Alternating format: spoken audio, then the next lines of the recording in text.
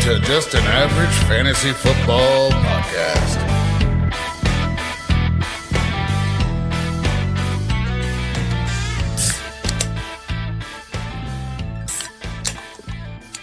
Well, welcome into Just an Average Fantasy Football Podcast. I'm your host, Daniel Hayes, with Matt Baker. And that's me. You can find us at avgffpod.com. You can go there, click the buttons, go to the places, listen to us, subscribe, follow. You can listen on the website. You can listen on Apple, Spotify. You can check us out on the YouTubes. Go seek us out. Go find us. Give us your love. Give us your adoration. Hold us in your bosom. Cuddle us close to you. We'll hold you in our bosoms. I mean, however we got to get you to subscribe. Whatever we got to do Within general reason and legality. I mean, handies are still on the table. Definitely. And bosomies are on the table too. We got to work that out. Bosomies sounds worse, but also better. It sounds like more fun, but absolutely. All right, we have a quote beer of the week. This is actually a drink of the week. We have not had these, and I don't want to hear no shit about that's not what real men drink. Anyway, we got Hard Arizona Premium Spiked Beverage. Yes, the Arizona that makes the sweet teas. This shit says cocktail, cowboy cocktail. That's real, man. Yeah, Hard Cowboy Cocktail. That sounds. I'm pretty sure Cowboy Cocktail was the title of your third sex tape. It was the third or the fourth. I don't know. I'll never forget those assless chaps. I'm telling you what, they were assless and dickless. They were. Mine is Muncho Mango. It's 5% per volume, but yeah, just like the Arizona teas, except these are more expensive. And not as good. I don't know. The watermelon's not that good. Mango's not bad. Mango's not bad. Try that and see what you think. I'll try the watermelon. Which one do you prefer? The mango's better, I think. You keep the mango because I think the watermelon's better. Yeah. Like it almost tastes like they tried too hard with the watermelon. It's not bad. It just isn't. I think. Well, it could be my taste too. Like, you're kind of going through it right now. So the reason we had to push a day is Baker's dealing with an abscess tooth.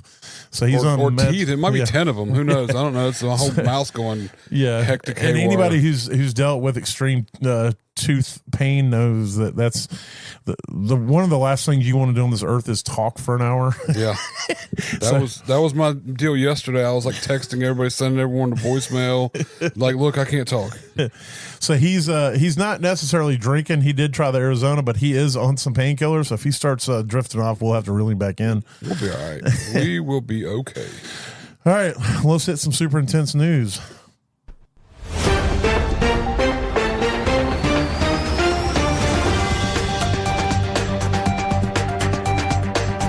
All right. This just in. Well, we'll go ahead and hit the bad news of the week. So, Jordan Love not Jordan Love. Jaden Daniels. I was about to say, where are you going with this? Is not starting. Mariota's going to start. I think if you have Mariota, he's a good start still. He has, believe it or not, in the last 16 or so, whatever I sent, I think it was last 17 games. Marcus Mariota has more weekly QB1 finishes than CJ Stroud. And this will be the fourth game that he has started in that time, whereas CJ Stroud started all of them. Yeah.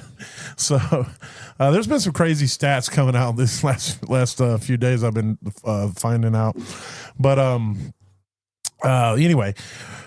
So yeah, he's not starting this week. They're going to give him at least another week to deal with. I think it's a knee what he's got going on, maybe a toe. I don't know. Everybody's got toes. So him and McLaurin, right? Yeah, McLaurin's out. Both ruled out. He's not going to have surgery, but McLaurin's ruled out.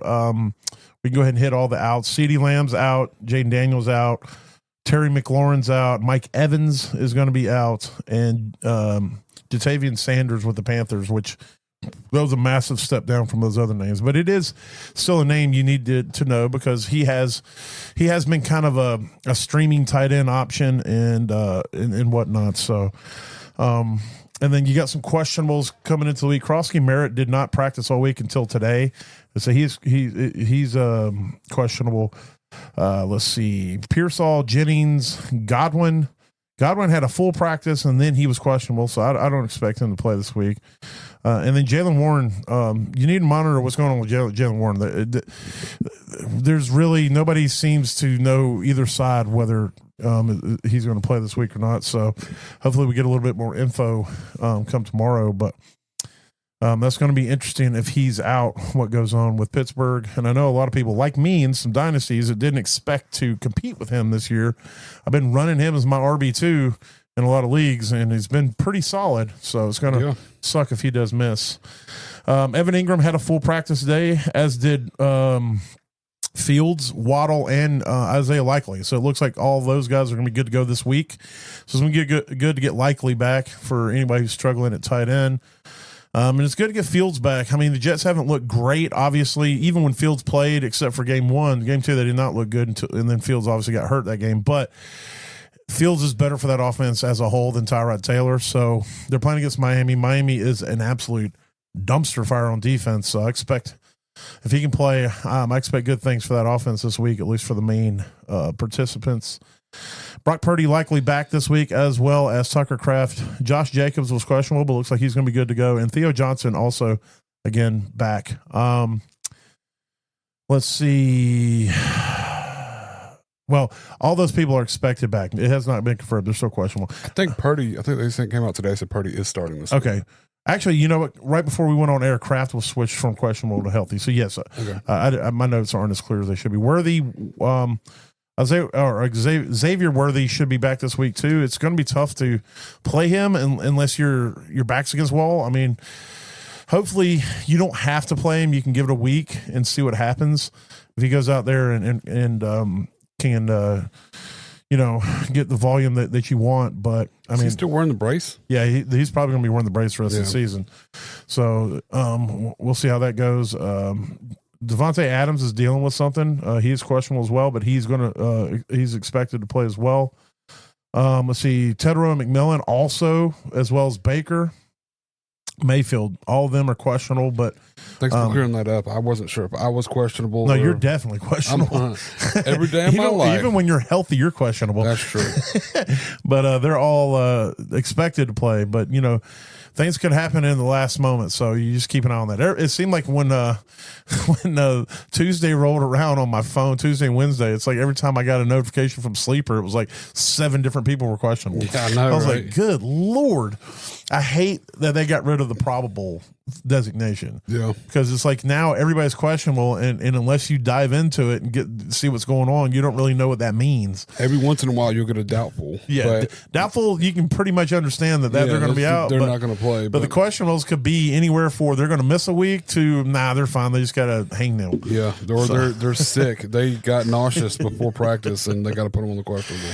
All right. So, all right. Well, let's head on into we'll go ahead and break down that Thursday night game for last night. You got some kind of sounder to send us into that? Oh, let's see. I don't even know what half this means.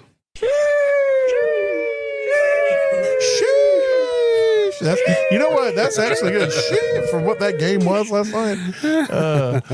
I like that. So last night you had the Seahawks coming into the week. They were 2-1 going against the Cardinals that were also 2-1. I didn't realize the Cardinals were 2-1. I guess I haven't paid much attention. But it's been who they played. They played the Panthers. They played the Saints. Yeah, that's what it is. That's two of their wins. Oh, well, yeah, they're 2-1.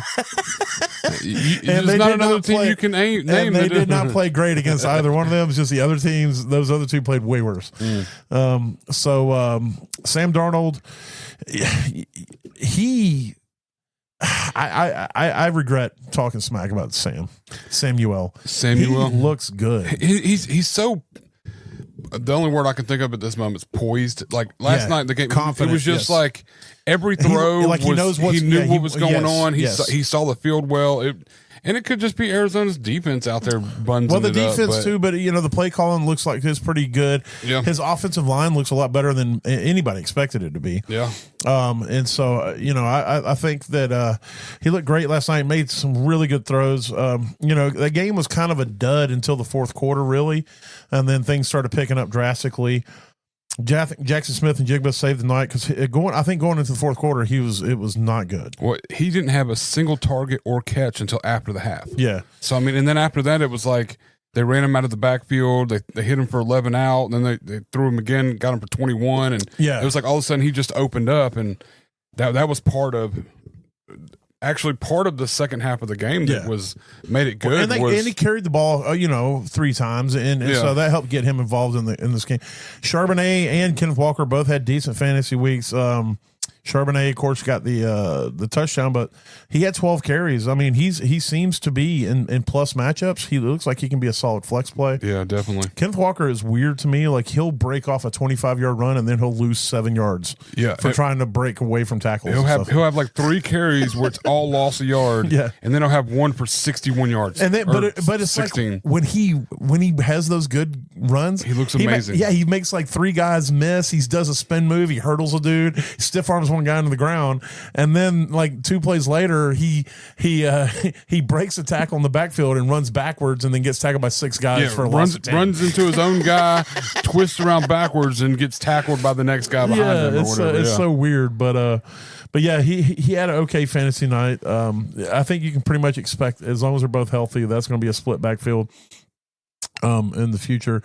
Let me get on the right league here. There we go. Why would you ever do something like that? Yeah. Cooper Kupp's pretty non-existent right now. So I don't know. Torrey Horton actually almost had a touchdown catch.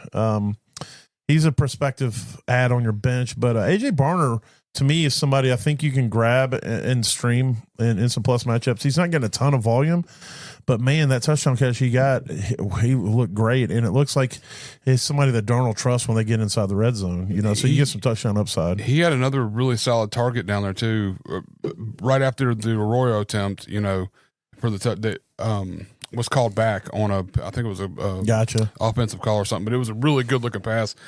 I don't know. I really like AJ had Barner. 4 targets too. Yeah, Arroyo's. Both of these tight ends are people that I'd be looking at just because Sam Darnold, the more confident he gets too, I think he's kind of moving this ball around a lot more. Like I think in the first half he had 9 attempts on 8 targets. 8 different people he's throwing to, and that's good. Like moving the ball around. It sucks for trying to figure out who's going to be that guy, which we know is JSN. But you have these games where you get worried at halftime when they only got 1 target or no targets, and then all of a sudden it opens up. Well, and the thing is too, we have to always remember this is still his first year in this offense with these players, and so they're only I know they were together at training camp, but they're only 4 games into a season playing together, and so they're still kind of learning each other and learning this offense all together. So I think it's only going to get better for them. Their defense is solid, so they're going to be in a ton of games. And so on the other side of the ball, I'll tell you, Arizona did not look good for the vast majority of this game. Yeah, no, it was very ugly. Kyler Murray to me just seems like he is disinterested. Like he makes some great plays with his legs. He gets out of the pocket, he moves. He'll make some good throws, and then it's hard to tell when those interceptions happen. It's not really hard to tell. One of them, Marvin Harrison quit running his route, but it was overthrown. I don't know if Marvin Harrison could have done anything, but he did stop on the route. He paused up and set back. And then the other one, he basically just handed to the defense. It hit him right in the hands. Oh, yeah, so, Marvin Harrison handed it hit him. It was right in his... It's not even a bread basket. I think he has the same catching coach as Quentin Johnson did last year. Or basically non-existent. Yeah, he's not. Yeah, him and oh my God, with the Jacksonville Brian Thomas Jr. Oh, Brian Thomas Jr. Yeah, they're on the same plan this year. But the boos coming out of the stadiums against Arizona, it was unreal, man. Yeah, they were booing the shit out of those guys. Well, a lot of it is so they moved the offensive coordinator out of the booth down to the field because they thought he needed to be more part of the game. But their play calling is a little suspect. But again, if the plays that are made that are messed up where Marvin Harrison didn't do what he did, or Kyler didn't overthrow his receiver, if those plays are made, then it's a whole different ballgame early on anyway. You know what I'm saying? So it's like, you want to blame it on the offensive coordinator, and maybe he's not calling the best games, but they're still not executing what he's doing. And if they would execute what he's doing, then it wouldn't look as bad, if that makes sense. Exactly, yeah. Which they did start executing finally, and they came back into that game. They ended up tying it. Their clock management was absolute garbage can. Yes. But they ended up tying the game, and they did get some momentum in the fourth quarter. Kyler did save his fantasy day because he did not. I don't think he had like 2 points going in the fourth quarter. It was bad. Yeah. But he did, use his legs. He ran the ball for 41 yards. He had 2 picks, but he also threw 2 touchdowns there in the fourth. DeRicardo is going to be the pass catching back. He's going to be the 2-minute drill back in the immediate future. So I think you can kind of count on that. Trey Benson was non-existent when they were in the 2-minute drill. But Trey Benson is the better back. You could tell when he ran the ball, he did just fine. He had 8 carries for 35 yards. He also had 5 catches for 19 yards. So he does have pass catching chops. What you got to hope is that he eventually gains the trust of the coaching staff to be involved in the 2-minute drill. But DeRicardo is the veteran. He understands his offense. He's probably a little bit better on the pass protection and stuff like that. So this is kind of where that is, but so it's going to be kind of a 2-man backfield, I think, moving forward. But I didn't think Trey Benson looked bad, but again, the offense was playing from behind, and they really couldn't just sit down and run the ball. Yeah, and every time it was like Kyler Murray just dumping it off out to the side to him. Yeah, and then immediately get tackled. And gets tackled, or he gets a yard out of it, or whatever.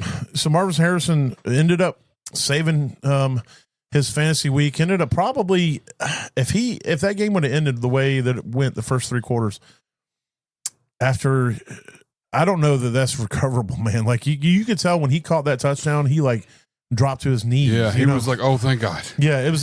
He didn't know he was going to catch it. We'll put it that way. And it was a really good catch. Like I've been calling the dude soft and whatnot because he just doesn't seem. Again, that whole offense just kind of seems disinterested. They're not really. There's no fight in them. It seems like it. But every game they've been in this, they came back against. Was it who did they play last week? I want to say it was Tampa. But I could be wrong on that. San Francisco. San Francisco. They came back on them, if I'm not mistaken, but ended up losing that game as well. So they did have some fight a little bit, but they just too much too late. Yeah, or not enough too late. Right, and they didn't run enough time off the clock with this one, or they would at least got some overtime. I think they should have gone for 2. But I think if they'd have run the clock all the way down, they might have gone for 2 to just try to get the win and get out of there. But the rule generally is you play for overtime at home and the win on the road, but still. But yeah, Marvin Harrison ended up in a half-point PPR. Still got you 15.6, so that's good. And it's good to see that he ended that game on a positive note. He had some really tough catches moving forward. But and then Trey McBride, he had 11 targets, so that's nice. There really wasn't a ton else going on. He didn't break 10.5 point, but he still didn't kill you. So overall, it was an okay game. It was really kind of boring for most of it, and then it picked up there towards the end. But I think Seattle is a pretty sneaky team, and I think they're still, like I said, kind of galvanizing, and they could become a whole lot better. Yeah. They still are looking for that second receiver, whether it be a tight end or another wide receiver, but JSN is the dude there for sure. So, it's going to be interesting to see if any of these other guys step up to become playmakers for them. All right, well, let's move out of that and let's talk about some key games.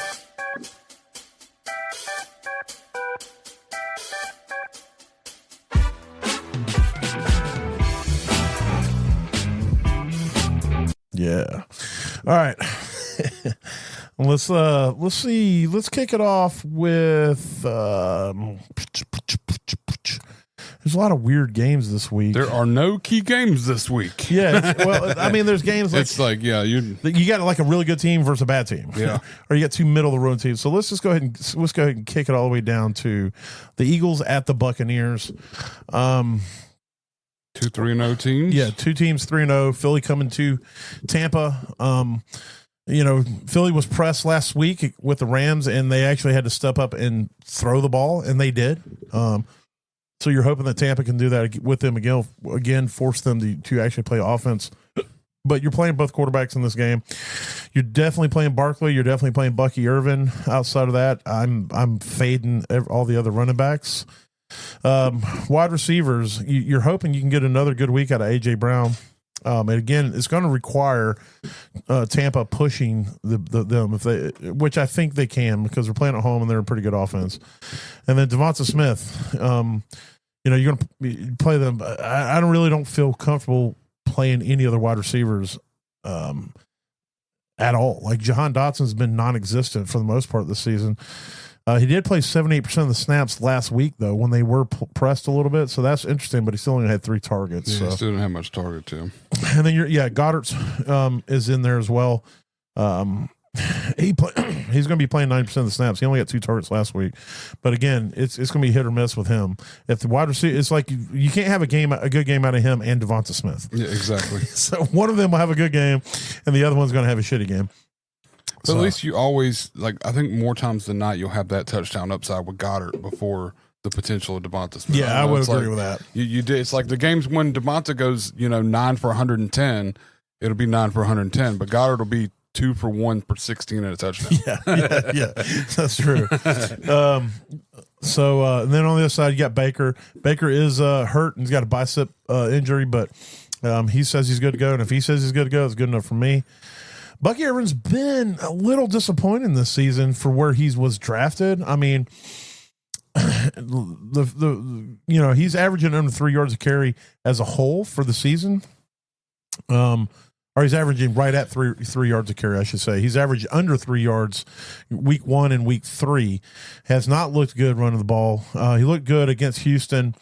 But he is getting enough work in the passing game, obviously, to save his fantasy weeks. But when you draft a guy like Bucky, where you got him, you're wanting 20-point weeks and a half point. You're not getting that. So he's not terrible. He's not killing you by any stretch of the imagination, but he's definitely not getting up there where you wanted him to be.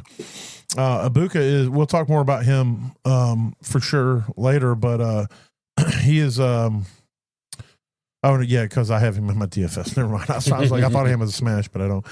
But, yeah, he's going to be fine. Mike Evans is out. Chris Godwin may or may not play, but even if Godwin plays, I don't know what he's going to be yet until I see it. I think Ibuka is going to be the main focus. If Godwin does play, are you willing to throw him out there in a pinch? No. Yeah, I think I'd be more inclined to play Cade Otton if Godwin plays. Yeah, just because I feel like if Godwin is on the field, defenses are going to have to be right by him just in case, which is going to open Otton up. I think that's a part of the way the defense is just. Otton hasn't had a very good season this season at all. But I mean, I think I feel like it's more based on they're kind of shutting him out, and they had Evans and I don't know. I just feel like Ibuka and Otton kind of play similar roles in the pass catching side of it and everything, even though they'll run Ibuka down the outside. But I feel if there was double threat up close, that Otton will be the one that gets left open, if that makes sense. Yeah, I mean, I don't know that I would say Ibuka and Otton play the similar roles, but I will say that I guess when Mike Evans is out there, then there's probably what you're saying. And without Mike Evans, I think Ibuka is going to be more on the Mike Evans type roles. And so I don't know. I like Cade Otton better if Godwin doesn't play, just because I don't think Shepard's going to be good enough that he would steal those targets. Godwin has potential that he could, but again, who knows what he is. His injuries was kind of catastrophic, and he's older. So I don't know. I mean, a lot of people are even thinking that he's just going to be a kind of a shell of what he was. Yeah. I'm going to throw my phone through the wall. Don't do that. When I have headphones on, it's like I have no idea who you are, bro. Like you have the same face as a guy I know, but whatever your ears are not the same. Yeah, it's just you're not the same person. It doesn't matter how many times I swipe up. It's like, no, you're not getting in this phone. Like, it ain't happening. If you ain't got the code, you can fuck off. But yeah, I don't know. I play in Otton in some extreme cases, but he's had 7 targets total for the season. He's only caught 3 of them. So I just I don't know. You remember 2 years ago we talked about how Otten played 90% of the snaps. He was running all these routes and he was not getting any work. It's what it feels like. Yeah. Feels like we're right back to that place where it's like, hey, Otten, go out and just run. We're never going to throw you the ball. It's like, so it just isn't going to happen. Yeah. If he was getting targets and not catching them, that's one thing, but he's not even getting targeted. Yeah. Yeah. So I don't, but who knows? Maybe Mike Evans is the guy who takes all the targets away from Otten. Seriously, like last year when he did, because he's a 50-50 guy, he don't really play the downfield stuff. So maybe it's more Mike Evans stealing the targets from Otten. That might be it too, yeah. We'll see.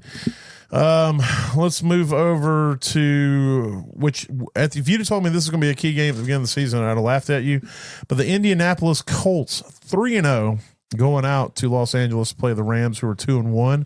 Daniel Jones and Matt Stafford. The Rams are a really good defense, but Daniel Jones is almost you got to start him. He's the number 4 quarterback on the season right now. So crazy. If you told me that in the beginning of the season. Yeah.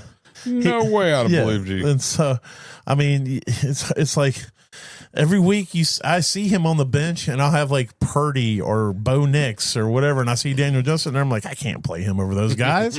And then every week he performs better than those guys. And then you get, it's like, well. And here's what'll happen. The minute I go, fine, fuck it, I'll throw Daniel Jones in. He'll go out there and throw 6 interceptions in the first quarter. That's exactly what's going to happen. So yeah, I guess I'm willing to play Stafford in a pinch. He hasn't been terrible. He hasn't killed you. He's been okay at with the volume and stuff. So, I don't expect. Indianapolis's defense is solid, but I don't think it's a world beater or anything like that. But I don't think Stafford's going to go out there and light up any fancy boards. Jonathan Taylor is a man amongst boys. He's an absolute beast. He is currently the RB1.5 point. Let me make sure I was right on down. Yeah, he's number 4 because I was in the wrong league. But quarterbacks don't have a lot of movement. Yeah. Most leagues they're unless it's more about 6 or 4 points. Yeah, exactly. But Jonathan Taylor is an absolute. He's a beast. I'm so happy I have him where I have him. And I'm so happy that I bought in. I just felt like with Daniel Jones at quarterback, I just felt like this could be his year, just because they were going to, based off of how last year ended and then coming into this year, Daniel Jones will run the ball, obviously, but he's not like somebody I really am concerned about stealing touches from a running back, even though he has stole some touchdowns from him. But yeah. So yeah, you're playing him. I'm playing Pittman. I played Downs in a pinch. His season hasn't been great thus far, but Downs is somebody is going to have to be important to this offense in tough games like this. He's going to have to be able to get targeted against the Rams because I don't think Pittman's going to be able to go out there and carry it and Downs not be part of the offense, if that makes sense. Yeah. And then Tyler Warren, he's getting the targets. He's had 9, 7, and 5. Last week was a bit of a down week. He's yet to get a touchdown. So if we start getting those clicking, he's going to be an absolute animal.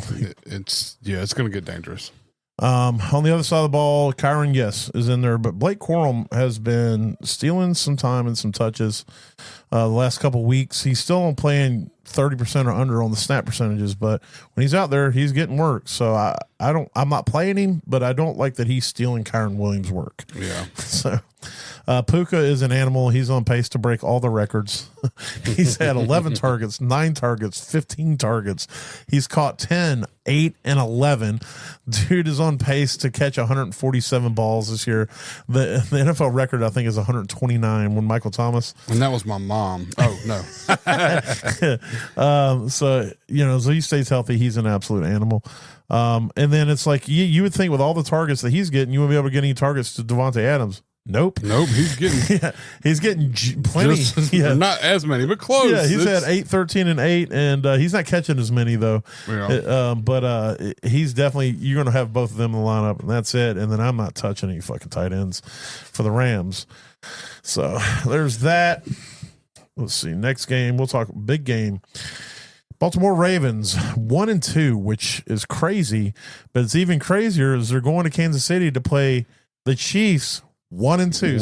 1-2. So let's keep this in perspective. We just talked about the 3-0 Colts going to the 2-1 Rams, and now we're talking about the 1-2 Ravens at the 1-2 Chiefs. We are living in strange times. Yeah, it's the upside down. It's the backwards. It's something's going on. We'll start with Baltimore. Yeah, Lamar's in. Derrick Henry. I'm benching him in a league for Jordan Mason. Oh, nice. Yeah, I'm in a it's obviously not. I think it's like a 10-man league or something. But I have Derrick Henry and I have Christian McCaffrey. I drafted near the turn. Yeah, got them both. And then I picked up Jordan Mason late, and now I'm benching Derrick Henry in this league because he's almost cost me games these last 2 weeks. It's been he definitely cost you a game 2 weeks ago, and then against the I don't know he's fumbled every week. The last 3 weeks. Yeah, all 3 games. And lost 2 of them. Yep. And I don't know. He doesn't look like the dominant dinosaur that we've come to know and love. It's just there's something missing there. I mean, his yards per carry, I mean, outside of when he played Cleveland, which we talked about earlier, but I mean, he still averaged 9 yards against the Bills, 4 yards, a little over 4 yards last week. Yeah. Against Detroit, which, we kind of expected. They're a good rush defense too. And then, and he got the touchdown, but you get the risk of the fumble, and he's not getting his usage is way down. Last year, Henry was getting like what we saw in week 1. He's getting 16, 18, 20 carries a game. Last 2 games, it's 11 and 12. Like that's he doesn't get any pass work. I mean, it's tough. It is tough. And I don't think they're just going to come in there and score over the Chiefs and have to run the ball, the whole time. So, I definitely not. And Kansas City has a tough rush defense. I mean, listen, 99% of the people who have Derrick Henry are not benching. I'm not saying bench Derrick Henry. Oh, yeah. No. I'm just saying, if you got Jordan Mason, you might think about it. I mean, I'll probably swap him back in. It could be a case of overthinking. I did it last week with A.J. Brown. I'm like, I'm benching him, and then I threw him back in, and thank God I did.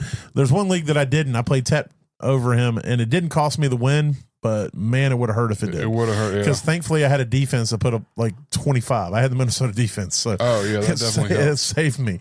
But yeah, I don't know.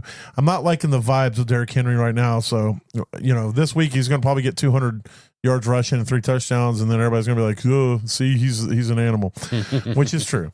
Which wouldn't doubt it, but, you don't, I don't know. It's... After 2 good weeks to start the season, Zay Flowers fell off last week, but I'm still playing him. That's what you get when you have wide receivers. Rashad Bateman had 7 targets, caught 5 of them last week, and he caught a tud. So that's interesting that he got involved that heavily in the offense. D-Hop is strange to me. He's still seeing roughly 30% or less of the snaps. But he gets targeted in the red zone. He gets a long plays. So if you're super desperate and you're looking for an upside and you need a touchdown, he could be that play. But otherwise, I'm fading him. What are you doing with the tight ends if Isaiah Likely plays? We saw Andrews has been absolute ground up ass meat for 2 weeks, and then last week he shows back up on the scene, and now Likely's supposed to be back out there. Yeah, I really don't know. I don't know if this was like Mark Andrews. Likely's playing next week. I got to get all my stuff done this week. I have Likely quite a few places, but I don't know. I'm always nervous to throw him in that first week, and it's never been bad. I don't say, there's never been anybody when they say they're ready, 89.9% of the time they're ready. There's not a problem. Is that a verifiable stat? I don't know. I created that right now.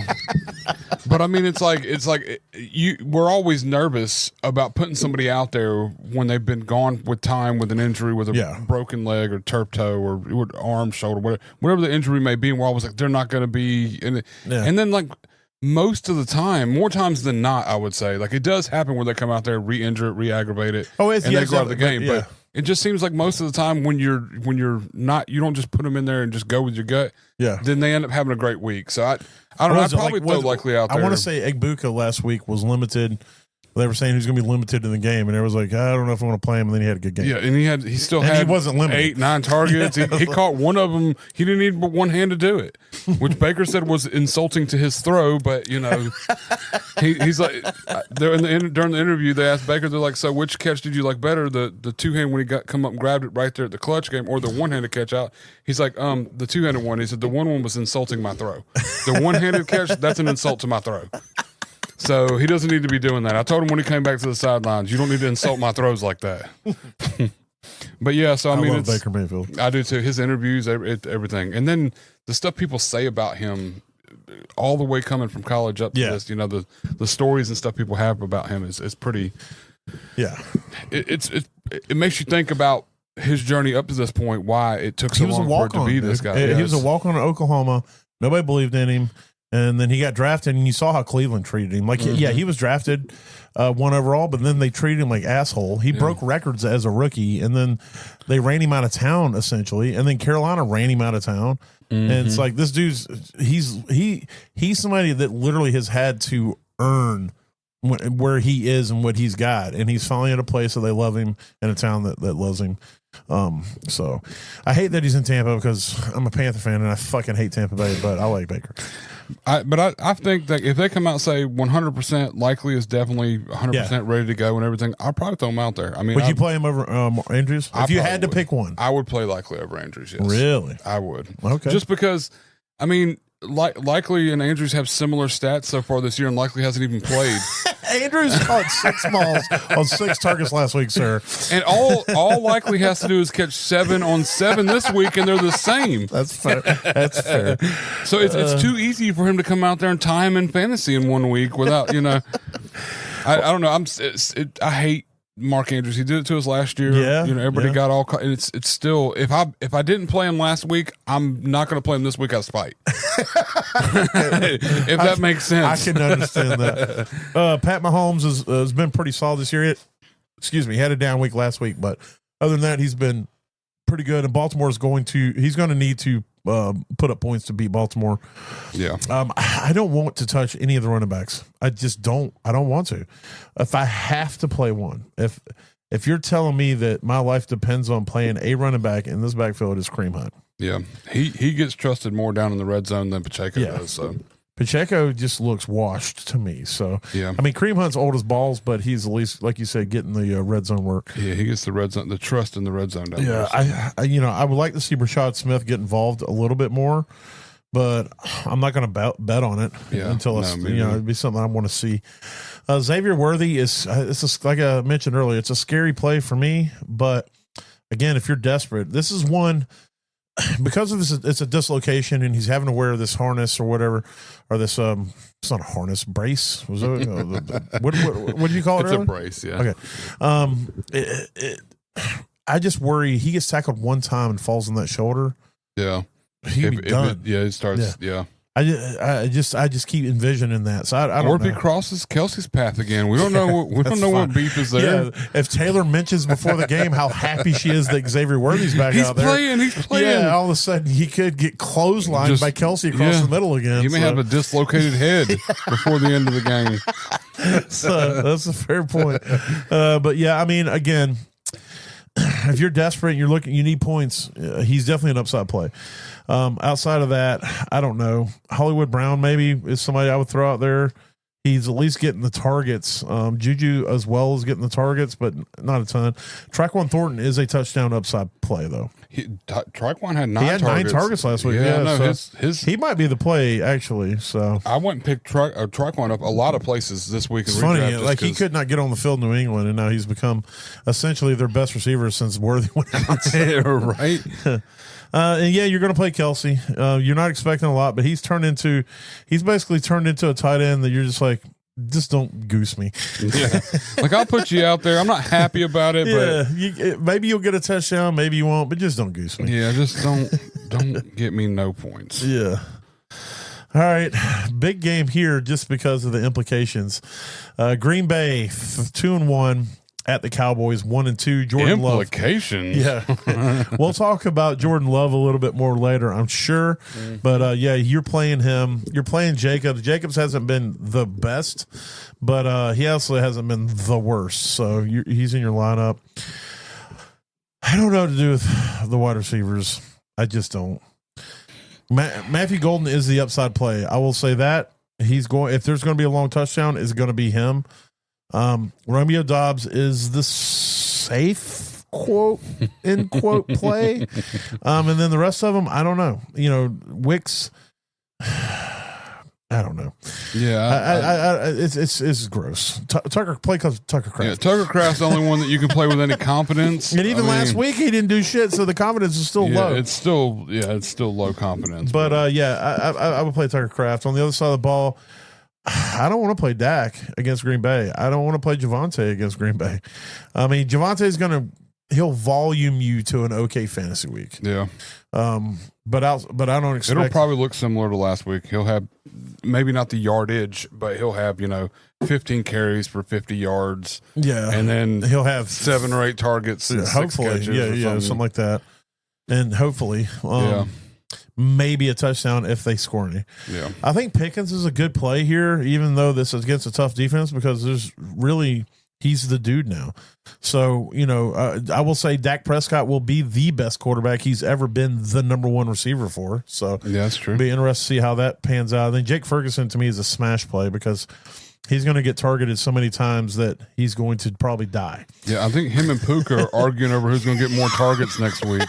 They're absolutely fighting over who's going to get the most targets this week. Sneaky pick at the end of the season. Ferguson finishes with 10 more targets or 10 more catches than Puka does. Yeah, Puka finishes with 140 catches, and Ferguson finishes with 141. Yeah, and nobody's even looking at him because he's a tight end instead of a receiver. Yeah, but Ferguson only has like 850 yards, and Puka has 2,000 yards. Exactly. That's what's going to happen. Let's see. All right, let's head into the primetime games. The Sunday, that's the Sunday night game. And then Monday night, they got 2 Monday night games this week. Yep. Oh yeah, because they got the where's it at? It's in Mexico City.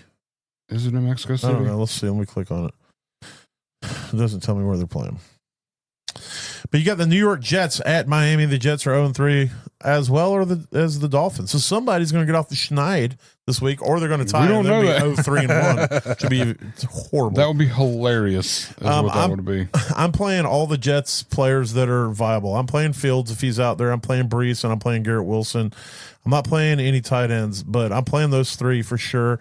And they should all have a really good week because Miami is trash on offense. That is correct. I mean, trash might play better, defense. A bag of trash might play better defense than the current defense. At least it would be in the way of the offense. Yeah, at least might be to knock them down. I don't know about the other side. I mean, you're going to play Achane, you're going to play Tyreek, you're going to play Waddle. I don't want to play Tua. I'm playing Mariota over Tua this week. I would have played Mariota over Tua last week. Had I've been paying attention, but Mariota played a Thursday night game and then it was too late. Oh yeah, you missed it. Yeah, but I don't know, man. Tua is just I don't know. He's annoying. He's gonna throw 2 interceptions at least, or he's 2 interceptions. Yeah, and maybe 2 fumbles as well. Yeah. I don't know. I think Mike McDaniel's on the verge of getting fired. So I think the Jets are going to win this game, to be honest with you. I hope they win it like big. I don't know. The Colts did week 1 against Miami. Just beat the dog shit out of them. Yeah. I don't know. We saw Miami's offense come to life a little bit last week. So I think they do have a little bit of offensive momentum, even though they caught that L at Buffalo. But I think the Jets their defense is really good, and the Miami defense doesn't exist. Yeah, it's a myth, like unicorns. Mythological, yeah. Yes. All right, move on to the other barn burner of a game, the floundering Cincinnati Bengals, who are somehow 2-1 against the I wouldn't say floundering, but 1-2 Broncos. No, I am not playing Jake Browning. You can't make me against Denver. I will not do it. No. I'm going to play Chase Brown, but I'm not going to like it because this offense is garbage. And I'll play Jamar Chase, but T. Higgins can fuck off forever. Yeah, it's hurt. I didn't realize it was going to hurt this bad for Chase Brown having Jake Browning back there. I thought it might. It was 1 week. It was 1 week. Yeah, hopefully they got something figured out because he's still got 6 targets, caught 5 of them. It wasn't. Yeah, it wasn't like it's Chase. Yeah, no. We want 20-point weeks, and I get it. That's what we deserve. Even 15, like 15-point weeks. At this point, give me 12, bitch. Yeah, exactly. No tight ends, please. Thank you. I'm absolutely smashing Nix this week. I'm smashing Dobbins this week. Dobbins is the dude. Start of the season, he went from 53% of the snaps, 45% of the snaps. Last week, he was 67% of the snaps. He averaged almost 8 yards a carry last week. He's averaging over 5 yards a carry this season. I just need him to get more involved in the passing game. He's only had 6 targets on the season. He's had 2 in every game. I need 6 targets a game, please. Pretty please. RJ Harvey seemed to be involved more, but only a little bit. Like, if you look at his snap percentages and his usage, there's nothing grandiose. The only thing that differed really was Tyler Batty went from playing roughly 20% of the snaps to only playing 4%. Yeah. And so it makes everybody's thinking that Harvey is due, but really I just think it's J.K. Dobbins' backfield. And whoever they feel like throwing in the second, every once in a while, just this guy's going to be out there. You're going to play Cortland Sutton. Don't get off of Troy Franklin yet. Just wait. Give it one more week. He's still playing roughly 80% of the snaps. He's still the second guy that's out there the most. If this week it's another bad week, then okay, we'll move away from him. But just give it one more week. I know we want Marvin Mims to be the guy, but he's playing under 50% of the snaps. He's still a gadget guy. It's right now Cortland Sutton and Troy Franklin are the 2 receivers for this team. Yes. And then Evan Ingram is back, but I don't know if that's a good thing. Yeah, he has done. It's shown us nothing this year. Exactly, garbage this season when he's supposed to be the Joker. Maybe that's the joke. The joke's on us. More like the choker. Am I right? Where's it at? There it is. Oh, I got a Drummel and a rim shot. It's the same picture for 2 different things. It's 100% the same picture. They're both drums. I need like some way to identify. Let's see. Rim shot starts with an R. Drum roll starts with a D. D would be before R. R would be ahead of that. So that's the top one. Now I remember. You're so stupid. How many +1s and -1s is that? 13. All right. Well, there you go. There's the illustrious games of the week. Games of the week. Our key games. So from there, we're going to hit on buses, ballers.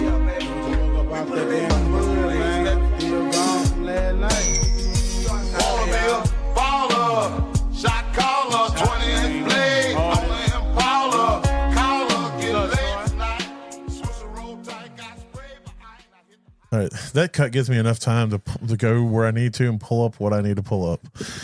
All right, so Smokey Ramirez, as he's known on the streets, Larry Cowan, the bus driver. He's got so many monikers, he's got so many names, so many, and those are all the nice ones. You should hear the ones that people say that aren't nice.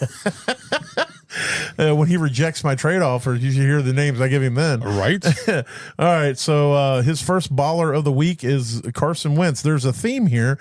They're playing Pittsburgh. He goes, we've picked on the Steelers defense all season. No reason to stop. You got to ride that train, baby. Respect. We just talked about J.K. Dobbins having a smash week. He says J.K. Dobbins versus Cincinnati. I can see the Denver RP running backs getting tons of work in this game.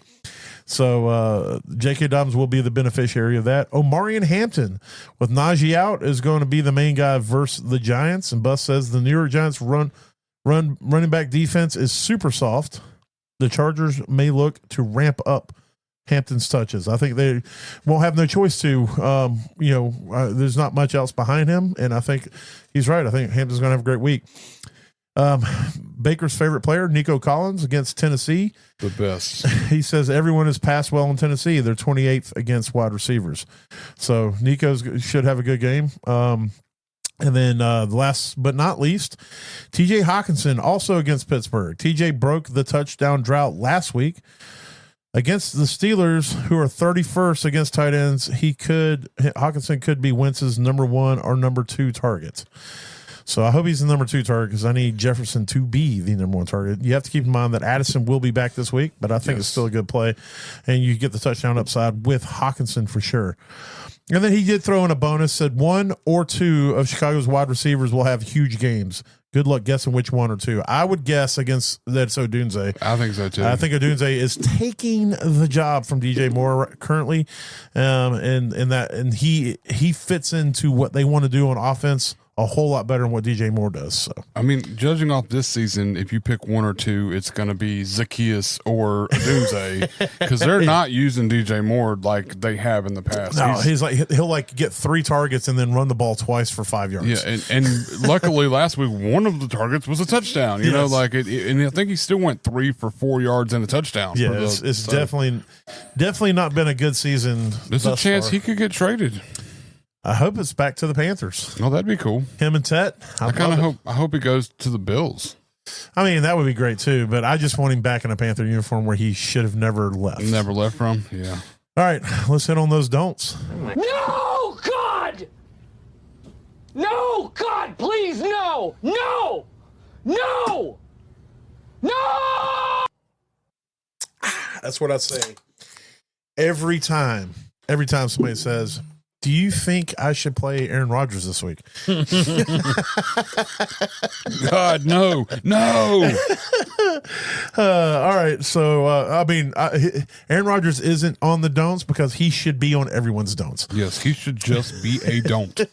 All right. The don'ts this week. Number 1 on the list is T. Higgins at Denver. Guess what? Denver, really good against wide receivers, and T. Higgins has been unmitigated horsey ass meat. I don't know what that means, but it's not good. I promise you that. Horsey ass meat. Yeah, I don't know. I was trying to think of something else, and that was the first thing that came to mind. Just the main part of what I said is ass meat. Yes, so, truth. Yeah, keep that in mind. He's I don't know. T. Higgins. I don't think T. Higgins is a bad receiver. Don't get me wrong. I think T. Higgins is a really good receiver. But T. Higgins is not in a place or a team or with a quarterback that's going to get him the ball in any kind of consistency. And Denver's going to really try to make that not happen again, and they're probably going to be super successful at it. Yes. Next on the list, and I'll have to admit, Baker talked me into this one because I didn't want to pick this, so I'm hedging my bet. If it works, I will give you a little bit of credit, but I'll take most of the credit. Oh, yes. But if it doesn't work, you get all the credit. That if it works doesn't too. work. I'm fine with that. But David Montgomery versus Cleveland, I was trying to find another don't. And I brought up I know Cleveland's tough against running backs, and I was like, I'm not picking Gibbs. Gibbs is just too good. He goes, yeah, you can pick Monty. And then he started telling me the stats of what Cleveland's done against running backs, and I'm not 100% sure Gibbs has a good game. Based off of that, I do know that they are playing at home. Detroit is. I do know that they have a really good O-line. So I think Gibbs will be fine, but I do worry about Montgomery and his style of play because it goes completely in contrast with what they do on defense. They shut the middle down in between the tackles, and they're going to focus on stopping Montgomery. So just be wary of that. And then that was really all the don'ts I have. I would play other people over both of those if you have better options. The other one is a concern, and it's not. I'm not telling you to bench him. We talked about it a second ago. I'm not that insane. And I'm not going to bench him in most leagues, but I did for Mason as of right now. We'll see what happens on game day. But Derrick Henry at the Chiefs. This is more of a, if you're depending on him to carry you, you need to find some other upside plays in your lineup. I would go look for them if you can find them to try to, if there's any way you can, because I just worry that Henry might, if he has a 10-point week, that's probably a good week based off of what's going on. But he also is a dinosaur and could at any point just awaken and run for 200 yards, even against a good defense. So, like I said, this isn't a don't. So even if he has a bad game, I'm not going to be like, oh, I told you not to play Henry. But, I just wanted to throw a concern out there because I really couldn't find another don't that I was feeling. Yeah. So, look, just tell you, I don't just find people to throw down here. I actually look at it, try to do some research, and come up with people. And if I don't feel like there's 3 of them out there, I'm not going to just find one and throw it down. But I wasn't going to come up with David Montgomery until Baker talked me into it. So that's my bad. I mean, no, it's fine because again, if it works, I get to own that, but I get to blame you if it doesn't, it's a win-win, to be honest. That's true. I get it. So, all right, there it is. T. Higgins at Denver, David Montgomery versus Cleveland, and just be a little concerned about Derrick Henry and kind of track the vibes. If he has a halfway decent game, but it's not looking great, like if he's averaging 3 yards a carry, but he gets a touchdown or something, next week might want to trade him. Yeah, might want to work real fucking hard to get him off the team. Get away from it, so you don't have that worry. Yeah, so that's really kind of where I'm at now. So, all right, well, let's hit those bottoms. Unless they happen to be power bottoms. What's a power bottom? A power bottom is a bottom that is capable of receiving an enormous amount of power. Actually, Mac, you got it backwards. You see, a power bottom is actually generating all the power by doing most of the work. Does the power have to do with the size or the strength of the bottom? Now, Dennis, I've heard that speed has something to do with it. Speed has everything to do with it. You see, the speed of the bottom informs the top how much pressure he's supposed to apply. Speed's the name of the game. Right, buddy? There you go. Next week we'll have power tops. Yes, and that's where speed has nothing to do with it. And that's where we're going to talk a lot about DK Metcalf. Yes, yes, please. And we might throw Jimmy Garoppolo out there. We ain't heard his name in a while. I will say, Sam Hartman, maybe. Garoppolo is definitely a power bottom. Oh yeah. Well, maybe depends on how I'm feeling.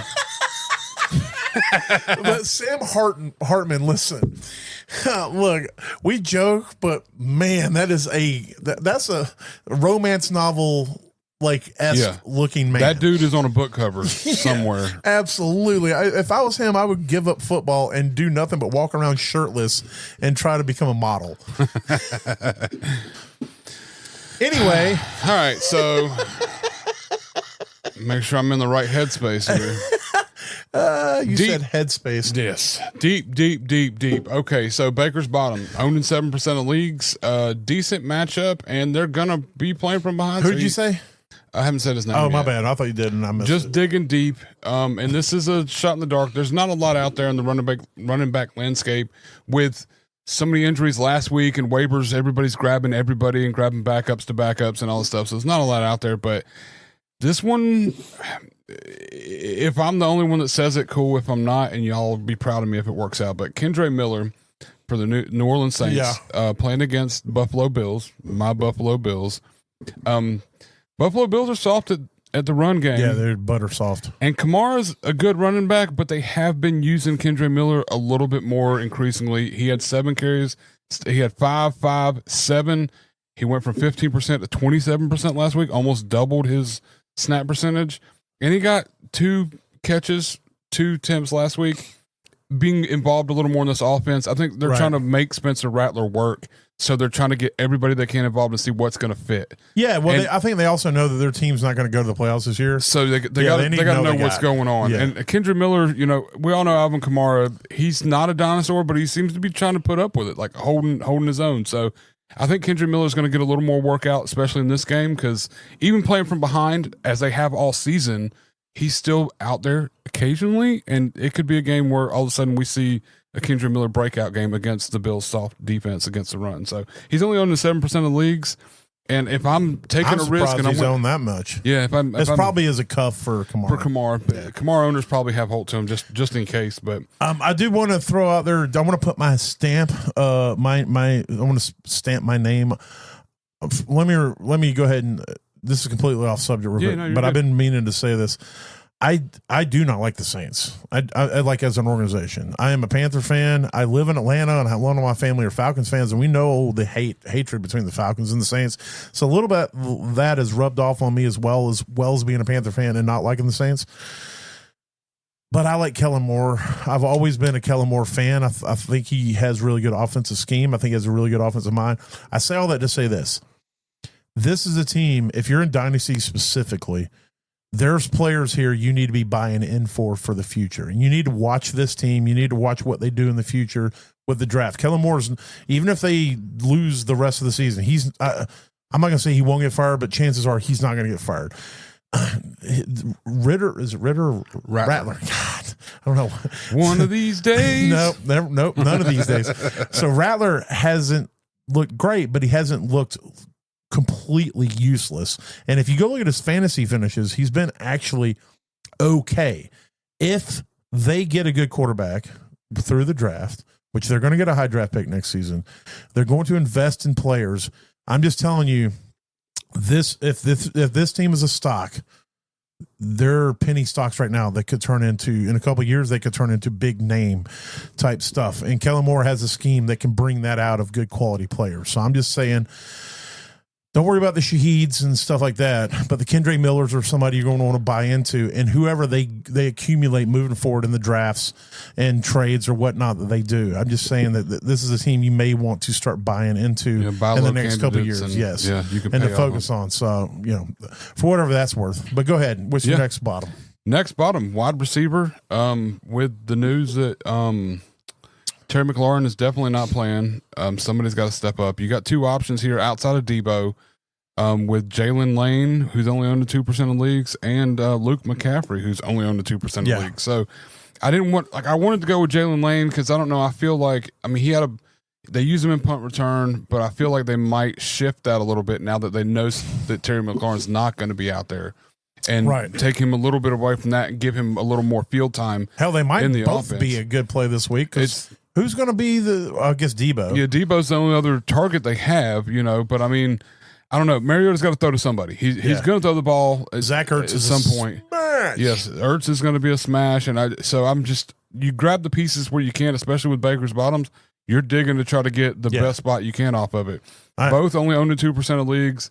Both have an upside of getting you 7-8 points, maybe, if you're lucky. McCaffrey had the big touchdown last week. It was a great throw. He did. Dropped it right in the bucket. So, him, you got to also take into account when you bring these guys up. Mariota's starting again, and Mariota, these are the guys he practices with. Yeah, so these he are guys, knows these guys. He knows their timing, their tendencies and their timings, their tendencies and all that. So it's definitely something to look into and grab, especially since Mariota's starting again. Me personally, I got McCaffrey just because it's already happened, but I also like Lane. I've picked him up in a ton of places in Dynasty because I think he's a talented late round, pickup.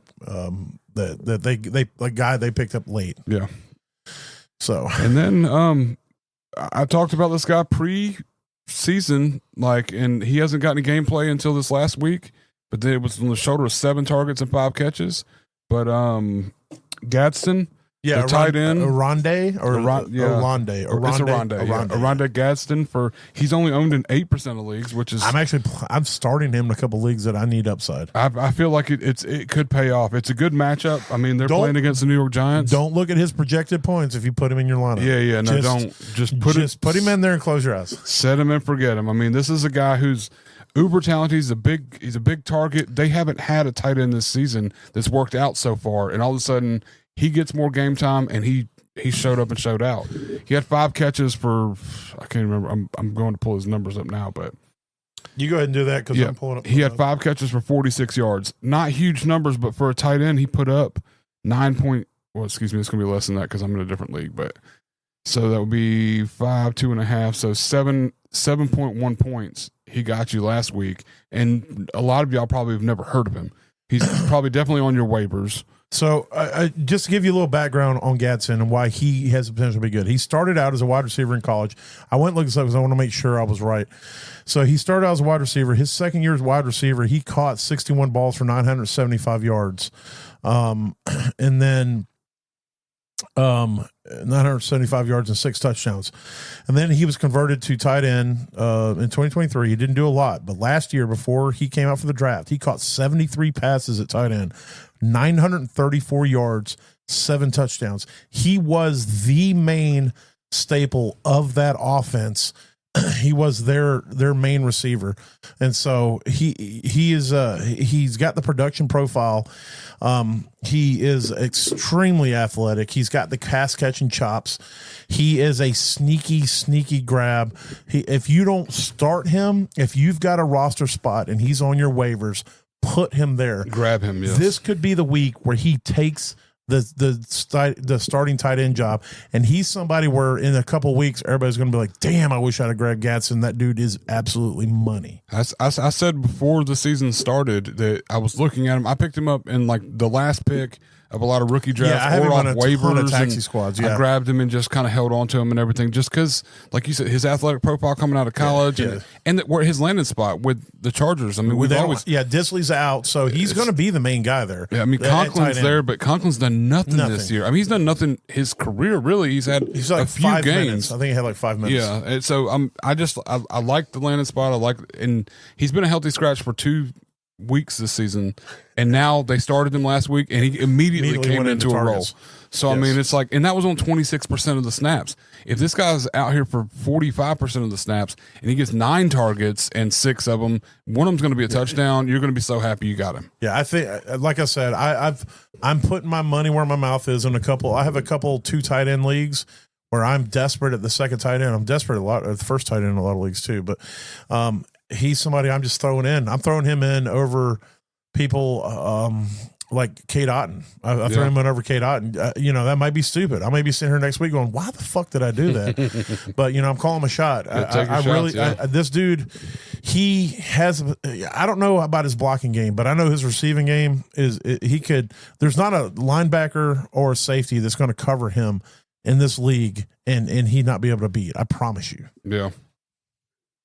But that's the Baker's bottoms. You got Kendre Miller, Jalen Lane, or Luke McCaffrey. You take your pick. They're both owned in nowhere. And Oronde Gadsden for the Chargers. Love it. Yeah. All right, give me something so we head into the smashes. Let's go. There it is. All right. My quarterback smash of the week is Bo Nix versus Cincinnati. I think that I just got to hope Cincinnati can score enough points for at least 2 or 2.5 quarters to force the Broncos to continue to pass the ball. But I think as long as they do that, Bo Nix is going to have a good game against that Cincinnati defense. Yes, nice. So I was talking about it beginning or last week or on air, off air. I don't know what it was, but Jordan Love against the Cowboys. I mean, I think this is going to be the week he figures out who his number 1 receiver is. That isn't Tucker Kraft. It's going to be somebody, but it's going to blow up. Matthew Golden. We're finally going to see Jordan Love we saw last year. He's going to throw the ball all over the place. He's going to have 3 touchdowns. It's going to be a big week. I think Jordan Love's going to blow it up this week. If Dallas can do anything, they can make a quarterback look good. And that's what we're riding with. You thought the Steelers defense looked like garbage. Well, the Dallas does too. Hold my beer. Dallas says, you know what? We borrowed the Steelers defense and sit 2 of them when we play. So, and Green Bay's like, we took Dallas's defense when we signed Micah Parsons, and that's a revenge game too. It is. Yeah. It could be we see Parsons just kill Dak Prescott, just annihilate that over there. Yeah. So.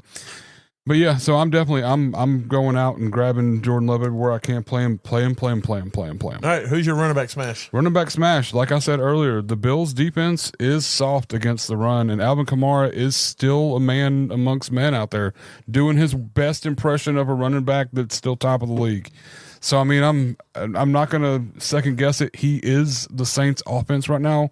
While Rattler has had some games where he's throwing it around. Rattler's not the offense. No, but I mean he's been putting the ball out there enough to keep defenses not stacking the box and loading it up. Kamara can have a sneaky slip away game where he puts up 2-3 touchdowns as well and just blows it all up. And the good news is even if they get relegated to passing ball most of the game, Kamara's still going to be part of the passing game. He's still involved in that passing game. Yeah, he's definitely that third down guy they look at a lot to try to get that short yardage. So. My running back smash is Breece Hall versus Miami. Miami's defense, again, is trash.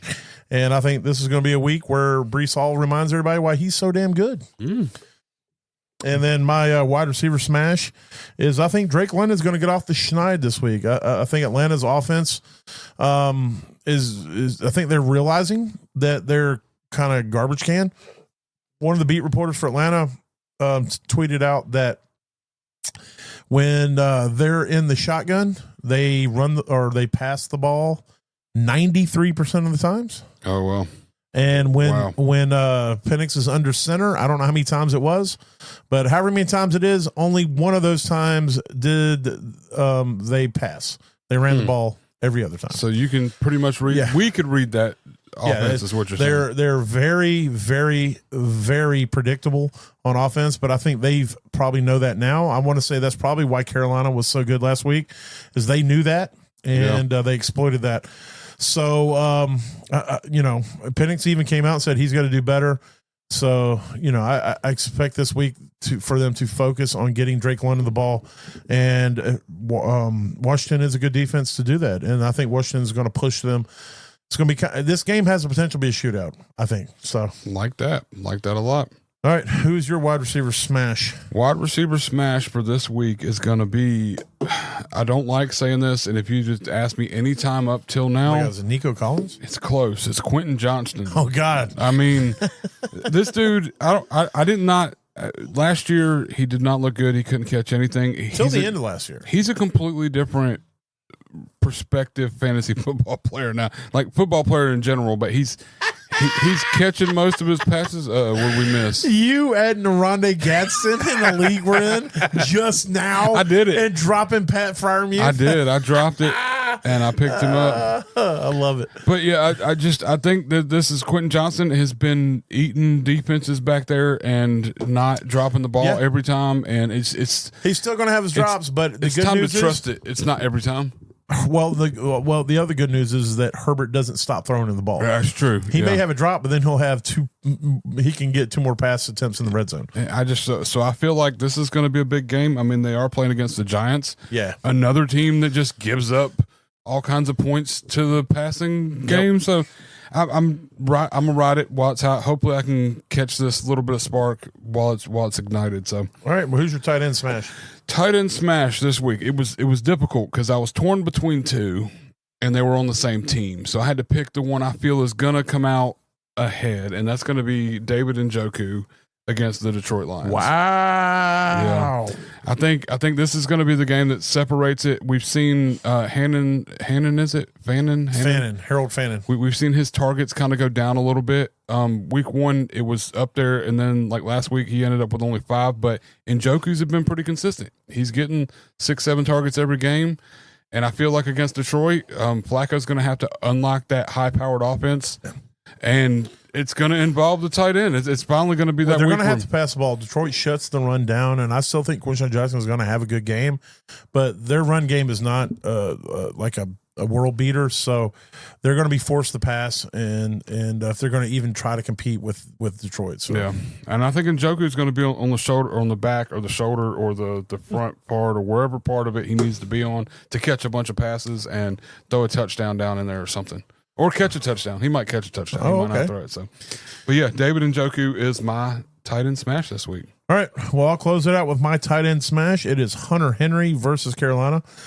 Carolina did show up a little bit on defense last week, but I think that has to do more with Atlanta's predictability on offense. I don't think Carolina has a good defense, and they are one of the worst teams against the tight end. And Hunter Henry is Drake May's favorite target currently because he apparently does not like his wide receivers. Yeah, he doesn't so, at all. The running game is kind of floundering. The running backs, we don't know what that's going to be. We don't know what the wide receivers are going to be, but we do know that Hunter Henry is going to be. And he's going to be the probably top receiver for New England this week. So it is Hunter Henry versus Carolina. Nice.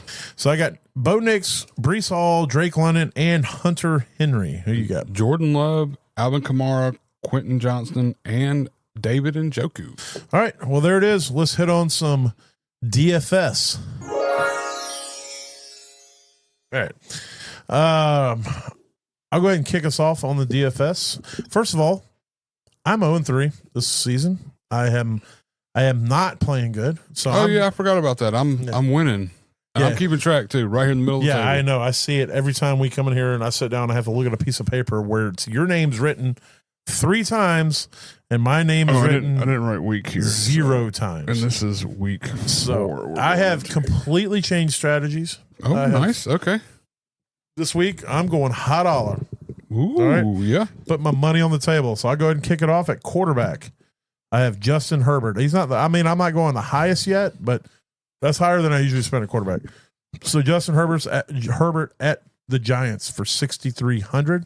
Are you building your lineup right now? No. I'm just looking at. I don't want you stealing. I'm just picks. wondering if you're copying my picks right now. So, do you have Justin Herbert? I do. Justin Herbert is my quarterback for this lineup here. All right. Well, who are your running backs then? Alvin Kamara. Okay. As previously stated, smash this week, and James Cook. Oh, we are copying each other a little bit. I have James Cook at 7,100 and Christian McCaffrey at 85. I'm going to keep playing him as long as he's this cheap. He keeps it. I get it. At 8,500. And then my wide receivers, I have Keenan Allen to go with the stack with Herbert. Oh my God, you just stacked Quentin Johnston. Okay, all right. Well, at least you switched up there. I did. 5,300, and then I went with Emeka Egbuka at 6,800. He is going to be the dude with Tampa. I know it's against Philly, but Philly hasn't really been shutting down wide receivers, so I like it. And then I said, you know what? Fuck it. Puka gets all the passes. Puka Nacua, 7,900. So I got Keenan Allen, Emeka Egbuka, and Puka Nacua as my wide receivers. Who you got? I got Quentin Johnston to stack with my Justin Herbert. Drake London, because I feel like you stated earlier, it's an opening time week. You're stealing my smashes for your lineup? Man, this dude is going to light it up this week, I feel. He was almost going to be a smash of mine, but... And then Zay Flowers. He had a down week last week, and Bateman was the beneficiary of his down week, but it's going to revert back, and Flowers is going to be that dude in that offense, and he's going to catch 1,000,000 balls. All right, well, who you got a tight end? I went Soups cheap, also to stack with Justin Herbert. I bet I went cheaper. Oh, maybe not. I got Gadsden. I got Gadsden in my tight end spot, $2,600. Ah, you're $100 cheaper than me.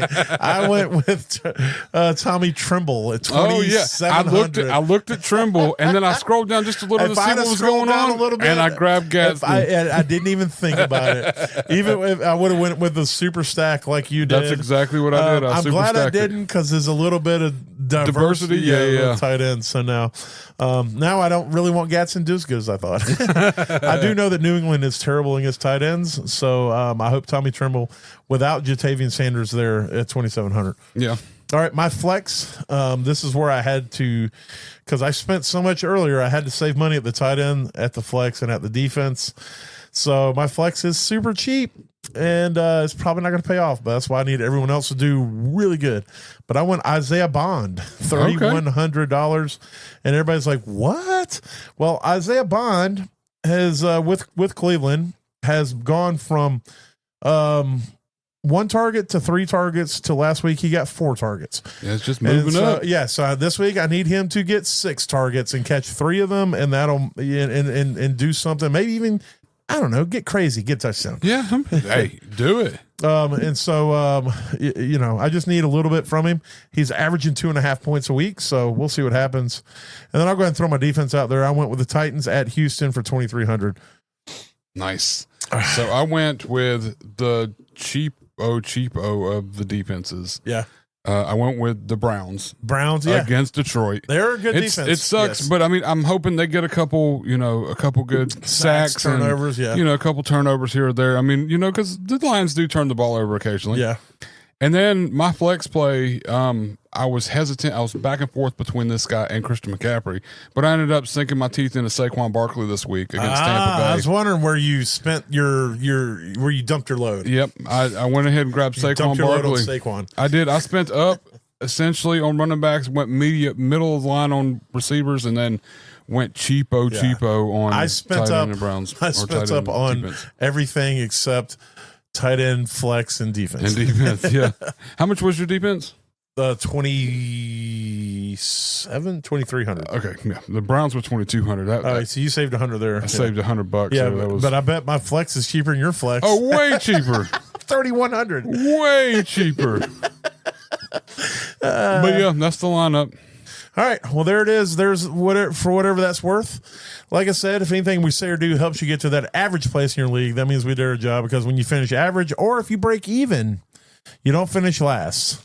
So hope you guys have a good one out there, and get ready for that fantasy week coming up, and we'll talk to you next week. Later. Oh, God. Holla. I had to remember the button.